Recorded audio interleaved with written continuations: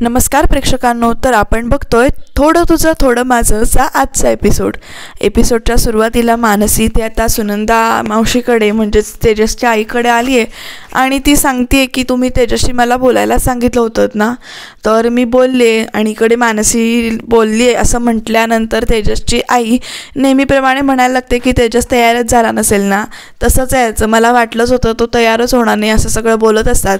तोपर्यंत मानसी म्हणते की नाही, ते तयार झालेत, बघायचा कार्यक्रम करायला ते तयार झालेत असं म्हणून इथे ती सांगते. आणि आईचा विश्वास बसत नाही सुरुवातीला.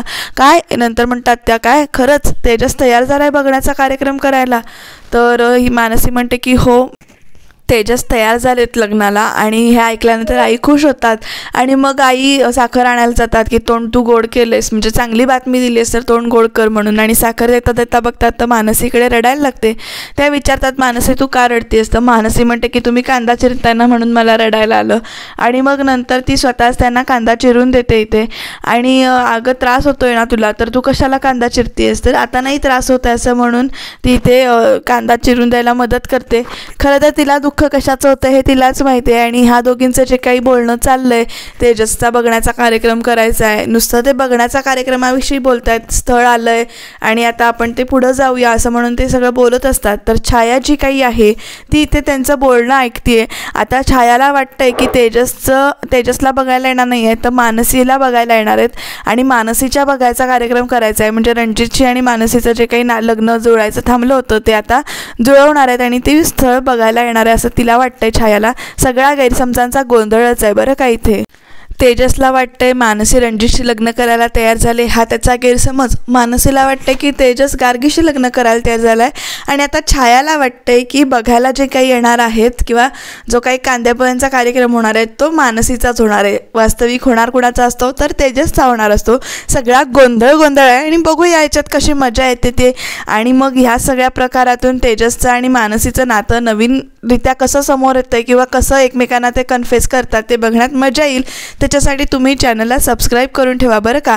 तर आता इथे तुझ्यासाठी पण आपण मुलगा बघूया लवकरच, तू सुद्धा लग्न कर, एकटं राहणं खरंच खूप अवघड असतं वगैरे इथं मानसीला तेजसची आई इथे समजावते. आणि मग डोळे असे म्हणजे ते मानसीचे भरून येत असतात.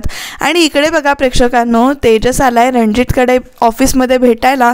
आणि मग आल्या आल्या त्याची पट्टी सुरू झाली आहे की आता इम्प्रेशन पडलं, त्यांना कळलं असेल की निधीचं ॲडमिशन रणजितरावांमुळे झालं आहे. मग काय इम्प्रेशन पडलं असेल तुमचं, भेट झाली का, बोलणं झालं का तुमचं, इम्प्रेशन नक्कीच पडलं आहे तुमचं असं म्हणून तो इथे बोलत असतो. कारण त्या खुशीत असतात, कारण निधीचं ॲडमिशन झालेलं आहे. आणि मग इकडे आता रणजित मोठा बॉम्ब टाकतो बरं का. रणजित म्हणतो तेजसला की मी त्यांना भेटलोच नाही आहे. आता तेजसची शॉक होण्याची वेळ आहे. म्हणजे काय झालं नेमकं? पण मी तर तुम्हाला फोन करून सांगितलं होतं ना की तुम्ही भेटायला जावा म्हणून. तर आता रणजित इकडनं मागणं काठी काढतो आणि उभं राहायचा प्रयत्न करतो. आणि मग इकडे तो म्हणजे हे काय झालं, कुठे पडलं तसं तेजस विचारतो. तर रणजित म्हणतो की गेलो होतो मी कॉलेजवर आणि कॉलेजमध्ये जाताना आतमध्ये माझा छोटासा ॲक्सिडेंट झाला, हेअरलाईन फ्रॅक्चर आहे असं तेजसला इथे रणजित सांगतो. आणि तो असं उभं राहत असतो. तर तो बसा बसा बसा असं म्हणून तेजस सांगतो रणजितला. आणि त्यामुळं मी भेटलोच नाही. आणि तरीसुद्धा आता म्हणजे मानसी जे काही लग्नाला तयार झाल्या आहेत त्या नेमका कशामुळे झाल्यात, कारण तुमची तर भेट झालेली नाही आहे. मग तेजस इथे विचार करत असतो की का त्याने एकदम लग्नाला होकार दिला आहे. आणि मग तेजसला आठवतं आईसारखे दुसरे दैवत नाही, कारण आईने समजावलेलं असतं तेव्हा तो ऐकत असतो की सोबतीची गरज आहे आणि एकटं राहणं खरंच खूप अवघड आहे. असं आई जेव्हा मानसीला समजवत असतात तेव्हा तयार होते मानसी असं त्याला वाटतं. कारण आईच्या अश्रूंपुढे त्यांची खरी लेकरं तर पागळतातच. आणि मग हे काय मानलेली लेकरं काय पागळणारच, आईच आहे माझी या पाठीमागे. आणि म्हणून मानसी इथे लग्नाला तयार झाले आहेत असं म्हणून तेजस इथे खुशीत सांगतो की माझ्या आईनं मानसीला समजावलं आणि म्हणून मानसी इथे लग्नाला तयार झाले आणि होणार तुमचं आणि मिस मानसींचं आता लग्न होणार असं म्हणून तो इथे सांगत असतो. तोपर्यंत इथे रजनी आले बरं का. नाही रणजितचं आणि मानसीचं लग्न होणार नाही, मला हे लग्न मान्य नाही असं त्या इथे सांगतायत. आता बघूया पुढे काय होतंय ते. तर इकडे नेहमीप्रमाणे छाया बातमी द्यायला गायत्रीकडे आलेली आहे आणि ती सांगते की आता तेजसचं म्हणजे तेजस कसा जिंकणार, कसे तुझ्या तोंडावर तो पैसे मारणार, आणि तो असंच करतो, काहीतरी नवीनच युक्ती शोधून काढतो आणि दरवेळी तुला तोंडावर पाडतो असं म्हणून ती ते म्हणत असते. तर गायत्री तिला विचारते, अगं तू जे काही बोलणं ऐकलंस त्यामध्ये रणजितचं नाव घेतलंय का असं ती विचारत असते. तर छाया म्हणते की नाही, मी ते ऐकलं नाही, पण बघण्याचा कार्यक्रम करायचा असं बोलणं चालू होतं. आता मानसीला म्हणजे पहिलं लग्न मोडलंय त्यामुळे ते रणजितशीच लग्न करणार ना ती परत, म्हणजे तोच येईल बघायला असं म्हणून ते आपलं डोकं चालवत असते. आणि इकडे गायत्री म्हणते तसं जर का असेल तर मी होऊ देणार नाही, कारण तेजस काय करणार, तेजस मानसीचं आणि रणजितचं लग्न लावून देणार किंवा तयार करणार आणि त्याच्या बदल्यात तेजस पैसे घेईल आणि तो माझ्या तोंडावर मारेल. आणि आता रणजितकडूनच काय तर कुणाकडूनही तेजसला पैसे मिळणार नाहीत अशी मला सोय करायची आहे, कारण हे घर मला आता दसऱ्यापर्यंत मला माझ्या नावावर करून घ्यायचं आहे आणि मी हे होऊ देणार नाही असं इथे ते थांब म्हणते. आता बघूया पुढे काय होते ते. तर आता आईचा निर्णय ऐकून रणजित एकदम उठून बसत असतो, तर पायात कळ येते त्याच्या, त्यामुळे तो खाली बस म्हणून सांगतो आणि तेजस पण बघतो इथे रजनीकडे. तर रजनी सांगतात की तिला भेटायला जाताना माझ्या मुलाला ॲक्सिडेंट झाला, तर तशा अपशकुनी मुलीशी मला माझ्या मुलाचं लग्न लावून द्यायचं नाही. आता ह्या दोघांमध्ये जुंपली आहे बरं का रणजित आणि आईमध्ये. तर असं अपशकून काही नसतं, मागच्या वेळी जे काही झालं आहे ते तुझ्यामुळे झालं आहे आणि मला आता मानसीशीच लग्न करायचं असं म्हणून तो ओरडत असतो. तर तेजस आपला म्हणतो की नाही रणजित सर नाही आईसारखे दुसरे दैवत नाही, मग ती कुणाची पण असो, आईशी भांडायचं नाही असं म्हणून तो सांगतो. आणि मग नाही ते नवीन ड्रामा सुरू करतो. मला पण 2 मिनटं कळत नाही की ह्याच्या डोक्यात काय चाललंय ते, पण जेव्हा आपण बघायला लागतो ना तर तेजसचा ड्रामा असा एकदम चांगला म्हणजे चांगला त्यानं अंदाज आलेला आहे त्याला. तो काय करतो, हळूहळू पुढे येतो आणि ती काठी सरकवतो आणि ते कात्री वगैरे ठेवलेला पेन स्टँडमधली कात्री एकदम घेतो आणि रणजितच्या ना असं धरतो मानगुटीला आणि म्हणतो आता रणजित मरणार आहे, हे तुमच्या गुरुजींना विचारा की आता म्हणावं त्यांना एक वेडा माणूस आला आहे आणि तो रणजितला मारणार आहे आणि रणजित आता मरणार आहे का असं विचारा बघूया. मग लगेच आई म्हणतात ते काय करतोयस तू, सोड त्याला.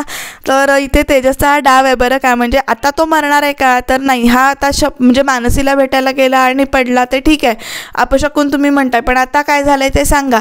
तर ते लगेच ते आई बदलतात आणि म्हणतात असं काही नाही आहे तेजस, असं काही नाही आहे, रणजित आता मरणार नाही आहे एवढ्यात असं म्हणून सांगितल्यानंतर तेजस इथे कात्री ठेवतो आणि म्हणतो हेच आहे ते, आता मानसीला भेटायला जाताना ते गाडीवरून पडले किंवा ॲक्सिडेंट झाला, त्याच्यात अपशकून ही गोष्ट नाही आहे, तुम्ही कोणीच त्याचं मरण किंवा आयुष्य सांगू शकत नाही ना, त्यामुळे तुम्ही प्लीज असं बोलू नका आणि मागच्या वेळेला आपल्याकडनं झाल्यात ना चुका या सगळ्या असं तो एकदम ड्रामा करून इथे बोलत असतो. तर इकडे एकदम तो म्हणतो तेजस की आता समजा मी असं म्हणतोय उद्या जर का रणजित हाताला पेटले आणि रणजितनंच असं म्हटलं की माझं मानसींशी लग्न नाही झालं तर मी इथे जीव देईन, एवढं म्हटल्यानंतर रणजित लगेच ती कात्री स्वतःच्या हातात घेतो आणि लगेच म्हणतो हो मिस मानसींशी लग्न नाही झालं तर मी माझा जीव देईन आणि ही कातर आहे ना ती खुपसून येईन असं म्हटल्यानंतर इकडे आई लगेच म्हणजे इमोशनल होतात आणि बघूया त्या पुढे काय सांगतात ते. तर इकडे आता तात्यांना कळले बरं का की तेजसचं आणि गार्गीचं लग्न ठरवणार आहेत आणि तेजस सुधारावा म्हणून त्याचं लग्न करून द्यायचं हा निर्णय तिथे तात्यांना पटत नाही आहे. तात्यांची ही भूमिका मला आवडली बरं का, म्हणजे एखाद्या मुलीचं आयुष्य आपला मुलगा सुधारावा यासाठी तुम्ही बर्बाद करणार आहात का, आपल्याला पण मुलगी आहे आणि आपण पण हा विचार केला पाहिजे असं म्हणून ते म्हणत असतात. पण हा तुझा काही हट्ट आहे ना तो अगदीच चुकीचा आहे असं म्हणून तात्या इथे सांगत असतात आईंना. पण आई म्हणतात की अहो त्याच्यावर जबाबदारी पडली ना की तो स्थिर सावर होईल, आपण त्याच्यावर जबाबदारी टाकून बघूया ना आणि सगळं जुळून आल्यात गोष्टी, मुलगी पण म्हणजे छान आहे, मुलीला पण सगळं आवडलंय आणि करूया ना बघण्याचा कार्यक्रम. तर तात्यासाहेब इथे तयार होत नाहीत आणि मग शेवटी त्या म्हणतात की माझी शपथ आहे तर मी ह्यापुढे तुमच्या तत्वांच्या आड येणार नाही, पण एकदा हे होऊ द्या. तर तात्या म्हणतात की करा तुम्हाला काय करायचं ते, पण मी या कार्यक्रमात नसेन असं त्यांनी सांगितलं. आता टेन्शन आलं आईना. तेवढ्यात गीताचा इथे फोन येतोय आणि गीता म्हणते की काय तेजस तयार झालाय ना, नेमकं काय झालंय. तर इथे आई सांगतात की तेजस तयार झालाय पण एक वेगळंच टेन्शन आलंय, हे चिडून बसलेत आणि हे म्हणतात की उद्याच्या बगड्याच्या कार्यक्रमाला मी नसणार आहे असं म्हणून सांगितलंय. आता बघूया काय करायचं ते. तर गीता इथे खुश होते आणि त्या मुलीला जे काही मुलीच्या घरच्यांना प्रभूंचं नुसतं नाव सांगितल्यावर उद्याच बघण्याचा कार्यक्रम करून घेऊया असं म्हणून ते तयार झालेत आणि करून घेऊया आपण, कारण त्यांना स्थळ मान्य आहे तेजसचं असं म्हणून सांगते गीता. मग आईने इथे आनंद होता. आता बघू उद्या बघण्याचा कार्यक्रम नेमका कुणाकुणाचा होतोय ते. तर आता इकडे आई तयार झालेत. आई म्हणतात, रजनी म्हणते की ठीक आहे, मी लग्नाला परवानगी देते, रणजितचं लग्न मानसीशी होईल. मग लगेच तेजस इथे म्हणतो की मागच्या वेळी तुम्ही ज्या काही चुका केल्या आहेत, ज्या काही मागण्या केल्या आहेत त्या थोडा कमी करा. मान तुम्हाला ते देतीलच, पण जरासा मान यावेळी बाजूला ठेवा. मागच्या सगळ्या गोष्टींबद्दल तुम्ही माफी मागा आणि मग तुम्ही बोला त्यांच्याशी आणि ज्या काही गोष्टी आहेत त्या सॉर्ट आऊट करा, मागण्या कमी करा तुमच्या आणि जरासं मान बाजूला ठेवून बोला असं म्हणून तेजस इथे सांगतो. पण आता रजनीला प्रश्न पडलाय की नेमकं भेटायला जायचं कुठे, कारण ती तर मामीच्या घरात राहत नाहीये ना. तर इकडे तेजस म्हणतो की रणजित, तुम्ही मशीन घ्यायला जिथे आला होतात ना तिथे त्या राहतात. आता तो तेजस प्रभू आहे हे त्याला माहिती नाही आहे रणजितला, त्यामुळे तो म्हणतो की प्रभू निवासमध्ये. तर हो, प्रभू निवासमध्ये त्या राहतात आणि तुम्ही या उद्या असं म्हणून तेजस इथे जातो सांगून मागणी घालायला जावं दोघं जण मिळून. आणि रणजितला जाता जाता म्हणतो आईसारखे दुसरे दैवत नाही असं म्हणून आईला नमस्कार करतो. आई दचकतात एकदम आणि म्हणतात हा काय वेडा आहे का रे जरा. तर रणजित म्हणतो की डोक्याने चांगला आहे असं म्हणून रणजित त्याचं कौतुक करतो आणि आईंना सुद्धा पटतं बरं का तो डोक्याने चांगला आहे ते. आई आता इथे लग्नाला तयार झालेत आणि आता उद्या बघायचा कार्यक्रम होणार आहे. तर इकडे मानसी आली आणि रडतच रडत बसली आहे घरात येऊन. तर संपदांना म्हणजेच मानसीच्या आईला कळत नाही की नेमकं काय झालं आहे ते. त्या विचारतात अगं मानसी तू का रडतीयेस, काय झालं आहे नेमकं, तुला कोणी काही बोललं आहे का. तर मानसी म्हणते की नाही मला कोणी बोललेलं नाही आहे. म्हणजे ती मिठी मारते आणि म्हणते की मला कोणी काहीच बोललेलं नाही आहे आणि तू मला प्रश्नांची उत्तरं शोधायला सांगितली होतीस ना, तर त्या प्रश्नांची उत्तरं मला आता नाही शोधायची आहेत. ह्यांना नेमकं कळत नाही आहे की काय होतं आहे ते, म्हणजे काय झालंय मानसीला ते. तर मानसी ते रडत रडतच बोलत असते आणि सांगते मला नाही शोधायचे कुठल्या प्रश्नांची उत्तरं, कारण त्या प्रश्नांची उत्तरं शोधून काहीच उपयोग नाही आहे. त्यांच्या घरच्यांनी जर दुसऱ्याकडे स्थळ म्हणून बघितले तर मला माझं नातं त्यांच्यावर नाही लादायचं आहे असं म्हणून ती रडत असते मानसी. आणि म्हणते की कसं सुनंदा मावशी किती खुश होत्या तेजस लग्नाला तयार झाले ते, आणि तेजस आणि गार्गी जेव्हा एकत्र असतात ना त्यावेळी मला असं चुकल्यासारखं वाटतं. गार्गी माझ्याशी बोलायला येते पण मला तिला असं बघूसुद्धा वाटत नाही किंवा बघून घ्यायची इच्छासुद्धा नाही. मला ना तिच्याबद्दल हसूया वाटायला लागले. मला नाही शोधायची कुठल्या प्रश्नांची उत्तर असं म्हणून मानसी रडत असते. आणि त्या म्हणतात अगं बाळा तू आता हे जे काही बोललीस ना हे सगळं त्या प्रश्नाचं उत्तर आहे आणि ते जे काही उत्तर आहे तू तेजसच्या प्रेमात पडलीस हे तू आधी स्वतःला कबूल कर आणि मग ते त्यांना सांग. त्यांना कुठे माहिती आहे तुझ्या बाबांनी तुझ्यासाठी काय विचार केला आहे किंवा तुझ्या मनात त्यांच्याविषयी काय आहे ते. ह्या गोष्टी त्यांना माहिती नाही आहेत, त्यामुळं तू आधी स्वतःशी कबूल कर मग त्यांना सांग तू. तर मानसी ते म्हणते की मला जबरदस्तीनं नातं नाही पुढे न्यायचं आहे. ऑलरेडी त्यांचं नातं ठरलेलं आहे, लग्न ठरणार आहे त्यांचं आता, आणि मी ठीक आहे मी अशीच राहीन.